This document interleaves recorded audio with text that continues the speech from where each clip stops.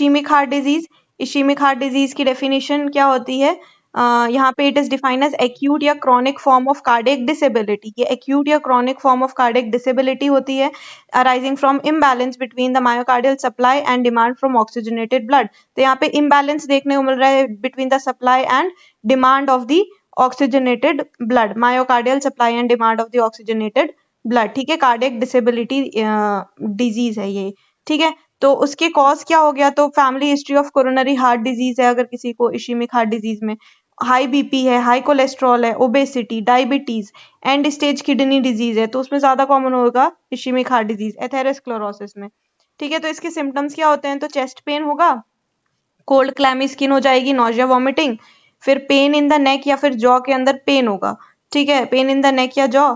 उसके बाद rapid breathing होगी, टेकीपनिया या फिर शॉर्टनेस ऑफ ब्रेथ हो सकता है, और शोल्डर और आर्म में पेन होगा। तो ये सिम्टम्स है, सिम्टम क्या हो गया, chest pain, cold clammy skin, nausea vomiting, pain in the neck या जॉ, फिर आर्म वाला पेन, शोल्डर वाला पेन, और रैपिड ब्रीदिंग होती है या फिर शॉर्टनेस ऑफ ब्रेथ हो सकता है। अब इश्ेमिक हार्ट डिजीज किसमें कॉमन है, रिस्क फैक्टर तो डायबिटीज जिसको है, फैमिली हिस्ट्री अगर हार्ट डिजीज की, हाई बीपी है, हाई ब्लड कोलेस्ट्रॉल है, ओबेसिटी है, फिजिकल इनएक्टिविटी है, स्मोकिंग और अदर टोबैको यूज है, तो ये इसका रिस्क फैक्टर है। पैथोजेनेसिस में इसमें होता क्या है, तो कोरोनरी वेसल में कोरोनरी आर्टरी जो होती है उसमें ऑक्लूजन की वजह से, है ना, कोरोनरी वेसल के ऑक्लूजन की वजह से एथेरोस्क्लेरोसिस विद थ्रोम्बस, ये मोस्ट कॉमन कॉज है। अदर वेसोस्पैज्म की वजह से भी ये हो सकता है। मोस्ट इंपॉर्टेंट मैकेनिज्म में क्या होता है कि डायनामिक चेंजेस देखने को मिल रहे हैं प्लैक के अंदर, तो इसकी वजह से क्या हो जाएगा, वहां पे लो ब्लड सप्लाई होगा मायोकार्डियम के अंदर, ठीक है, इस एथेरोस्क्लेरोसिस की वजह से। और प्लैक का डिस्ट्रप्शन, जैसे ही प्लैक टूटता है तो प्लेटलेट्स वगैरह एग्रीगेट करेंगे, थ्रोम्बस बन जाता है ना, और इरिवर्सिबल चेंजेस देखने को मिलते हैं 30 मिनट्स ऑफ इश्ीमिया में, फिर यहाँ पे नेक्रोसिस भी हो जाएगी, ठीक है। तो ये पैथोफिजियोलॉजी लिखा है। फिर डायग्नोसिस हम कैसे करेंगे इश्ेमिक हार्ट डिजीज में, ईसीजी से पता चलेगा, इकोकार्डियोग्राम से पता चलता है, फिर एंजियोग्राम करवाते हैं, एंजियोग्राफी, और कार्डियक सीटी स्कैन करवाते हैं।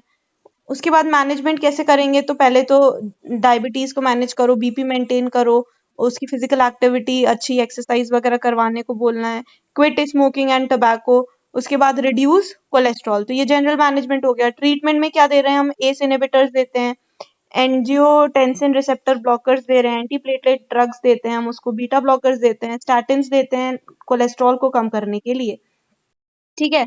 उसके बाद फिर सर्जिकली हम उसको angioplasty, coronary artery bypass grafting करवाने को कहेंगे। कॉम्प्लिकेशंस में क्या हो सकता है इसका, तो एरिथीमिया होगा, एरिथीमिया होता है, क्रॉनिक एंजाइना हो सकता है, कंजस्टिव हार्ट फेलियर ही हो सकती है, ठीक है, और हार्ट डैमेज और मायोकार्डियल इन्फेक्शन हो सकता है यहाँ पे अल्टीमेटली।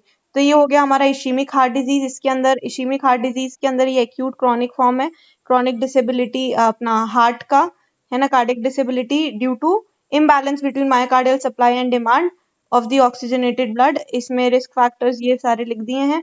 उसके बाद फिर ये सिम्टम्स लिखा है, cold clammy skin, pain in the, heart वाला सिम्टम पूरा, फिर रिस्क फैक्टर्स फिर से लिखा है।